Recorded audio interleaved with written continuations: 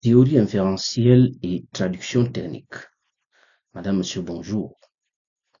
Dans cette vidéo, nous allons aborder le lien entre la théorie inférentielle et la traduction technique, c'est-à-dire explorer les avantages de la théorie inférentielle en matière de traduction technique.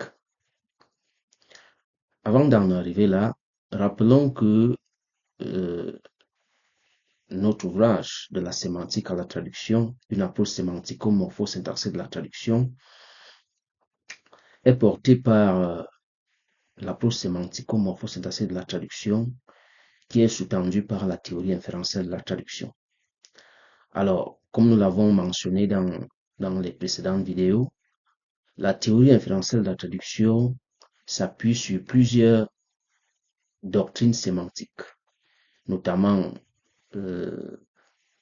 la psychomécanique ou psychosystématique, la sémantique interprétative, la sémantique vériconditionnelle, et même la sémantique des cartes, de Fillmore. Mais jusqu'à présent, nous nous intéressons beaucoup plus à la psychomécanique. Alors, il faut comprendre que la psychomécanique ou la psychosystématique, nous pouvons, d'après nos recherches, nous pouvons la remonter aux travaux de Damorette et Pichon, Jacques Damorette et Édouard Pichon, qui ont produit un essai de grammaire intitulé Des mots à la pensée, essai de grammaire de la langue française. C'est un ouvrage qui a été publié en plusieurs tomes, mais nous insistons beaucoup plus sur le premier tome qui a été publié en 1911.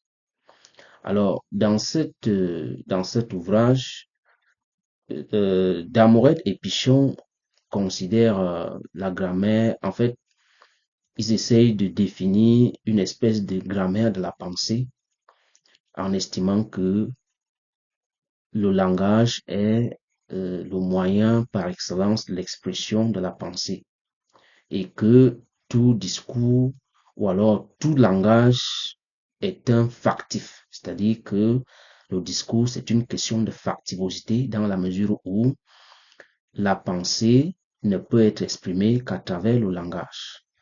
Et le langage permet donc à l'esprit humain d'exprimer des faits intérieurs et des faits extérieurs. Voilà pourquoi ils parlent de factifs.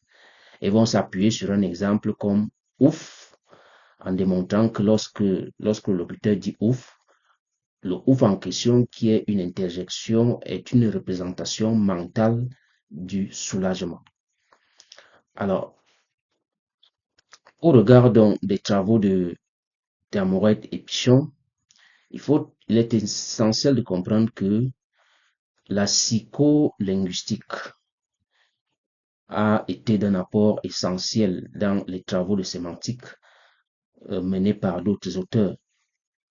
C'est d'ailleurs dans ce sens que Gustave Guillaume a aussi développé sa théorie de la psychomécanique, c'est-à-dire une théorie, c'est-à-dire une doctrine, je peux dire une doctrine psycholinguistique qui s'intéresse à l'influence des mécanismes mentaux sur le discours humain. Donc, Gustave Guillaume, qui a été précédé par, c'est vrai que il a travaillé, ce sont des théoriciens presque de la même époque, mais c'est quand même Damorette et Pichon qu'on peut dire qui ont planté le décor de la psychosystématique. Alors, Gustave Guillaume a prolongé cette réflexion en estimant que la pensée était le fruit de l'esprit humain et que le langage est le moyen par excellence, comme le disent Damorette et Pichon, d'expression de la pensée. Et Gustave Guillaume va représenter sa psychomécanique en 5 schèmes figuratifs que nous avons déjà eu à énoncer, mais la répétition n'étant pas gênante, on peut quand même reprendre cela en disant que Gustave Guillaume parle de la visibilité mentale, c'est-à-dire la capacité de l'esprit humain à appréhender le langage. C'est le premier palier de sa psychomécanique. Il y a la visibilité mentale. Après la visibilité mentale, il y a la dissibilité mentale, c'est-à-dire la capacité à exprimer sa pensée. Après la dissibilité mentale, il y a la dissibilité scripturale, qui est le fait qu'on traduise sa pensée par les écrits. La dissibilité scripturale ou orale, le fait qu'on puisse produire des énoncés qu'on parle. Après la disponibilité scripturale, on a le dire effectif, qui est le texte qu'on a donc produit, l'énoncé qu'on a produit. Après le dire effectif mute en dit terminal, qui est en quelque sorte la quintessence de l'énonciation, c'est-à-dire de la pensée. Alors, ce qu'il faut comprendre, c'est que la pensée c'est la pensée qui génère l'énonciation. C'est-à-dire que il ne peut pas avoir énonciation tant qu'il n'y a pas de pensée. Et voilà pourquoi un théoricien comme Georges Galichet va parler de mécanismes mentaux qui influencent les mécanismes grammaticaux. En fait, Georges Galichet, dans ses travaux, démontre qu'il n'y a aucun mécanisme grammatical qui ne soit pas un mécanisme mental. C'est ça qu'il faut comprendre. Voilà pourquoi nous insistons sur la nécessité sur l'importance de la traduction idéale, parce que la traduction idéale, elle découle de la pensée qui se déploie dans le texte. C'est ce qu'il faut d'abord comprendre. Alors, notre théorie inférentielle s'appuie donc sur ces travaux et nous développons 4 postulats qui sous-tendent cette théorie inférentielle. Le premier postulat, c'est que la traduction est un acte de communication qui porte sur le contenu et non le contenant. C'est-à-dire qu'il faut comprendre que les unités linguistiques, ce sont des supports, ce sont des enveloppes linguistiques, ce sont des béquilles expressives qui permettent de porter une idée qui est le message qu'on véhicule lors de la situation de communication. Donc, comme premier principe, la traduction est un acte de communication qui porte sur le contenu et non le contenant.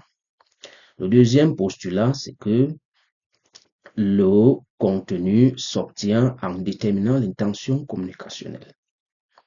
Et le troisième principe ou postulat, c'est que en cas d'inadéquation entre le contenu et entre le contenu du point de vue, en fait, en cas d'inadéquation entre le contenu informationnel et l'intention communicationnelle, il faut recourir à l'interprétation, laquelle interprétation conduit à la notion d'inférence, d'où la terminologie théorie inférentielle. Et le quatrième postulat, c'est que la traduction est un processus de désambiguisation et d'orientation du sens. Jusqu'à présent, nous nous intéressons au premier postulat qui est que la traduction porte sur le contenu et non le contenant. Alors, qu'est-ce qu'il faut retenir de la traduction technique? Dans quelle mesure la théorie inférentielle est utile en traduction technique? Bel et bien, cette théorie, elle est importante pour la traduction technique parce que il ne faut pas commencer à traduire des structures. Nous dénonçons le calque syntaxique en traduction technique. Si nous prenons par exemple, si nous disons par exemple, the system chokes under heavy load. The system choke under heavy load en anglais. La traduction structurelle, c'est le système s'étouffe sous une charge lourde. Or, ce n'est pas ce qu'il faut faire lorsqu'on a une phrase comme celle-là. Il faut procéder par analyse morphosyntaxique, comme nous l'avons indiqué dans l'une de nos vidéos. Cette analyse morphosyntaxique nous permet d'arriver à de comprendre que quand on dit the system chokes under heavy loads, le verbe choquer utilisé, c'est une métaphore verbale. C'est une métaphore verbale qui parle de l'étouffement dans un cadre général, mais comme nous sommes en traduction technique, il faut resémantiser cette métaphore. On n'est pas obligé de traduire cette métaphore, on va la resémantiser en posant la question, qu'est-ce que le verbe étouffer peut bien vouloir dire dans ce contexte? C'est pourquoi nous parlons on traduit le vouloir dire, c'est l'idée qu'on traduit. Alors quand on dit le système étouffe sous une charge lourde, qui est la traduction structurelle ou lexicale ou syntaxique, cela veut dire que le système, ce qu'il faut comprendre, c'est que il faut se poser la question de savoir quel est le SEM qui est impliqué ici, quel est le SEM qui est concerné, c'est-à-dire quel trait de sens. Si nous restons fidèles à la terminologie de Rasty, on parlera de Rasty ou bien de Gréma, on parlera de SEM. Quel est le SEM quel est le SEM qui ressort ici? Donc, si nous restons fidèles à la terminologie de Gréma, on parlera d'isotopie et conformément à la théorie à la logique de Gréma, on parlera on parlera de SEM. Quel est le SEM qui est récurrent ici? Il s'agit ici de la surcharge ou de l'arrêt du fonctionnement. Donc, quand on dit the system chokes under heavy load, la traduction structurelle, c'est-à-dire ce qu'on veut dire, c'est que le système est saturé en cas de forte charge. Et donc, c'est cette idée-là qu'il faut traduire. Donc, comme nous avons dit, comme nous l'avons indiqué dans l'une de nos vidéos, la traduction littérale n'est pas à bannir complètement parce qu'elle sert de point d'ancrage. On s'appuie sur cette traduction littérale pour poser la question de savoir qu'est-ce qu'il veut dire. Parce que le verbe s'étouffer ou étouffer dans le cas de cette traduction technique n'est pas idiomatique en traduction technique. Ou alors, dans le langage français, on ne peut pas utiliser le verbe s'étouffer ici. C'est pourquoi il faut s'appuyer sur la traduction littérale pour poser la question de savoir qu'est-ce qu'il veut dire. D'où notre terminologie de déterminer l'intention communicationnelle. C'est le contenu qu'on traduit. C'est l'idée. Alors, la traduction idéale pour le système chokes under heavy load, c'est le système est saturé en cas de forte charge. On peut proposer d'autres traductions, mais il faut éviter d'utiliser une traduction littérale qui va reprendre le verbe étouffer ou alors le verbe pronominal s'étouffer.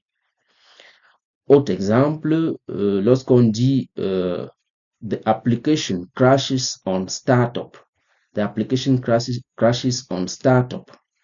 Comme nous l'avons dit, la première question qu'on doit se poser, c'est que nous sommes dans quel contexte?